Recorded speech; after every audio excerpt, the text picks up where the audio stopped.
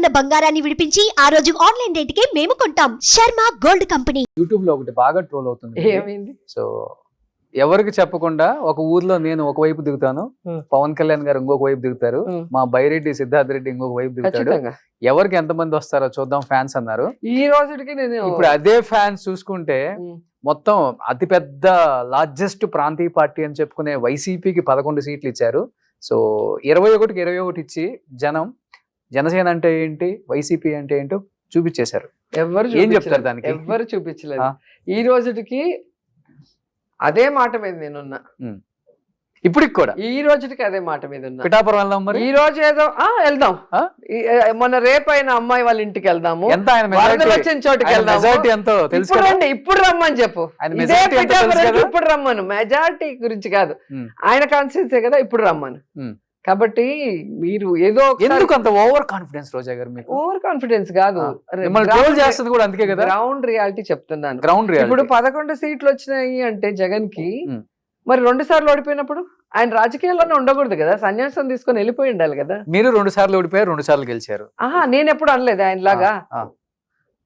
నేను ఎప్పుడు ఆయనలాగా చెప్పలేదు కదా, నేను తోపు తురుము అని. ఆ రోజు రాజకీయాల్లోకి రాగానే గెలిచేస్తే ఇంకా పాలిటిక్స్ ఎందుకు అవుతుందండి? అవునండి, మరి మీరే కదా ఇప్పుడు చెప్తున్నారు 21కి 21 వచ్చిందంటే ఆ నమ్మకం ప్రజలు ఇచ్చిన తీర్పు అది. ఆ నమ్మకం నీకుంటే నువ్వు ఇండివిజువల్ గా కంటెస్ట్ చేస్తావు. బీజేపీతోనో తెలుగుదేశంతోనో ఎవరెవరి బలంతోనో నువ్వు వచ్చావు తప్ప నీ బలంతో నువ్వు రాలా. నీ బలం ఏంటో లాస్ట్ ఎలక్షన్ లో 2 చోట్ల ఓడిపోయినప్పుడే ఆయన బలం ఏంటో ఆయనకు తెలిసిపోయింది. కాబట్టి ఆయన బలము మా బలం అనేది ఇక్కడ మీరు కంపేర్ చేద్దండి. నా కాన్స్టిట్యూన్సీ లో కూడా నేను ఇండివిజువల్ గా నించొని ఫైట్ చేశాను, నేను ఇండివిజువల్ గా నించొని సర్వీస్ చేశాను. ఈ రోజు ఓడిపోయినా రేపు నేను మళ్ళీ గెలవగలను. నువ్వు ఇండిపెండెంట్ గా నించొని నువ్వు ఎమ్మెల్యేగా చూద్దాం, నువ్వు అవ్వలేవు. నీకు బీజేపీ టీడీపీ కావాల్సిందే. కాబట్టి దాన్ని బట్టి ఎవరు పవర్ఫుల్ ఏంటి 2029లో కాబోయే ముఖ్యమంత్రి పవన్ కళ్యాణ్ గారు అంటున్నారు. అది మీరు కలలుకోనండి. సో అయితే నెక్స్ట్ మేమే మళ్ళీ గట్టిగా కొట్టబోతున్నాం అంటారు మీరు? ఖచ్చితంగా అండి. ఎందుకంటే లాస్ట్ ఎలక్షన్ అనేది ఇండియా మొత్తం చూశారు. ఎప్పుడైతే నార్త్ లో వీక్ అయ్యారో, ఎక్కడైతే సెంట్రల్ పార్టీతో పొత్తు పెట్టుకొని పార్టీలు ఉన్నాయో ఆ స్టేట్లు 2-3 స్టేట్లోనే ఈ విధంగా ఈవీఎంతో డాన్స్ వేశారు అనేది అందరికీ అర్థమైంది. ఇక్కడ మీరు తెలుసుకోవాల్సింది ఒక్కటే, ఈరోజు ప్రతి ఇంటికి ఎంతమంది ఉంటే అంతమందికి సర్వీస్ చేసిన జగన్మోహన్ రెడ్డి గారిని వద్దనుకొని ఇల్లు లేని ప్రతి వాడికి ఇల్లు ఇచ్చి, వాళ్ళ పేద పిల్లలకి చదువునిచ్చి, వాళ్ళకి ఆరోగ్యశ్రీ ద్వారా సపోర్ట్ చేయడమే కాకుండా హాస్పిటల్స్ని రెన్యువేట్ చేసి, స్కూల్స్ని రెన్యువేట్ చేసి, ఒక క్వాలిటీ ఎడ్యుకేషన్, క్వాలిటీ వైద్యం అందించాక ఇవి మాకొద్దు అని ఆయన నోడిచ్చి ఏమీ చేయని వాళ్ళని ఎప్పుడు అందుబాటులో లేకుండా ఎక్కడో హైదరాబాద్ లో రెస్ట్ తీసుకునే వాళ్ళకి ఓటేస్తారని మీరు అనుకుంటున్నారా? ఫస్ట్ పాయింట్ చెప్పేది చేస్తే 11 సీట్లు ఎందుకు చెప్తున్నాను. రెండోది, ఈరోజు తన కాన్స్టిట్యున్సీలో వరదలు వస్తే కూడా అందుబాటులో ఉండి వాళ్ళకి సహాయ సహకారాలను అందించలేని వాళ్ళు, వాళ్ళ కాన్స్టిట్యున్సీలో ఒక అమ్మాయిని తెలుగుదేశం వాడు రేప్ చేస్తే కనీసం మొన్న వెళ్ళి ఆయన బాధలు చెప్పుకుంటున్నాడు తప్ప ఆ కుటుంబాన్ని పరామర్శించి నేనున్నాను, వాడికి శిక్ష వేయిస్తాను, మళ్ళీ ఇలాంటివి రిపీట్ కాకుండా చేస్తాను అని ఎక్కడ కూడా చెప్పలేదు. మీరు తెలుసుకోవాల్సింది అంటే విమెన్కి ఏదైనా జరిగితే నేను ఉంటాను, నన్ను నమ్మండి అని పబ్లిక్ లో గొంతు చించుకొని అరిశారు. ఈరోజు అదే ఈ రాష్ట్రంలో నిన్న అసెంబ్లీలో క్లియర్ గా చెప్పింది హోంమంత్రి, 7,200 మంది మిస్ అయ్యారు 5 నెలల్లో. మరి ఏం మాట్లాడట్లేదే? ఆ రోజు వైఎస్ఆర్సీపీ అధికారంలో ఉన్నప్పుడు 34,000 మంది మహిళలు విమెన్ ట్రాఫికింగ్ అయిపోయారు, ఈ వాలంటీర్స్ అమ్మేశారు అని చెప్పారే. అదే అసెంబ్లీలో మీరు అధికారంలో ఉన్నప్పుడు ఈ అసెంబ్లీ సెక్షన్లో కేవలం 34 మందే మిస్ అయ్యారు అని చెప్పి మీ హోంమంత్రి ఇచ్చింది మా గవర్నమెంట్లో. మీ గవర్నమెంట్లో 5 నెలలకి 7,200 మంది మిస్ అయ్యారని మీ హోంమంత్రి చెప్పింది. మరి ఇప్పుడు ఎందుకు నోరు మెదపట్లేదు?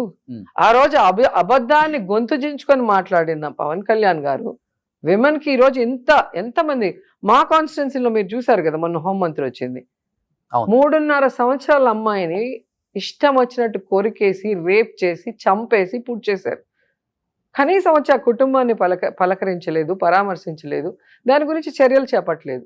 కేవలం వైఎస్ఆర్సీపీ నాయకుల మీద మీరు మాట్లాడారు, మీ మీద కేసు, మీరు పోస్ట్ పెట్టారు, మీ మీద కేసు. తప్పు చేస్తుంటే, తప్పుడు పోస్ట్ పెట్టుంటే మీరు అరెస్ట్ చేయండి. గవర్నమెంట్ కూడా ఇదే చేసింది, ఎవ్వరు చేయలేదు. మాట్లాడితే కేసు ఎవరి మీద లేదు. మీరు ఎవరి మీద అట్లాగా అనవసరంగా పెట్టారు, ఒక్కటి చూపించండి.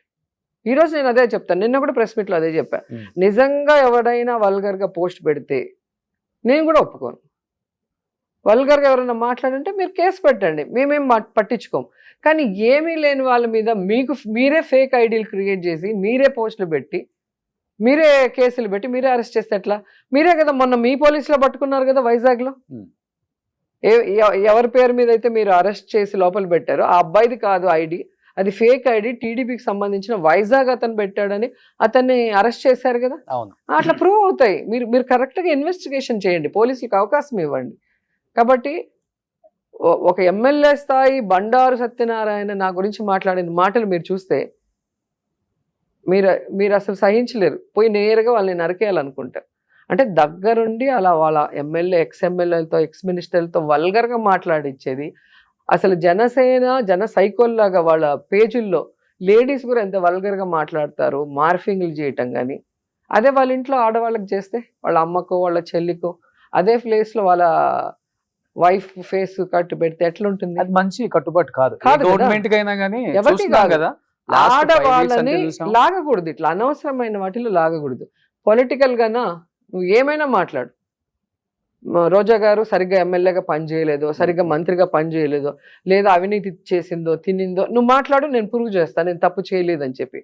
అంతేగాని వల్గర్గా మాట్లాడటం, వల్గర్ పోస్టింగ్లు పెట్టడం.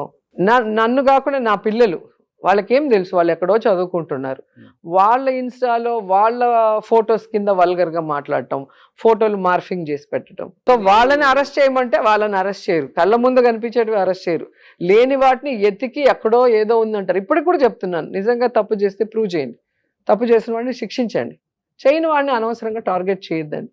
ఎందుకంటే టార్గెట్ చేస్తే పిల్లైనా రూమ్లో కొట్టే తిరగబడుతుంది. సో జనాల్లో తిరుగుబాటు వస్తే తరిమి కొడతారు.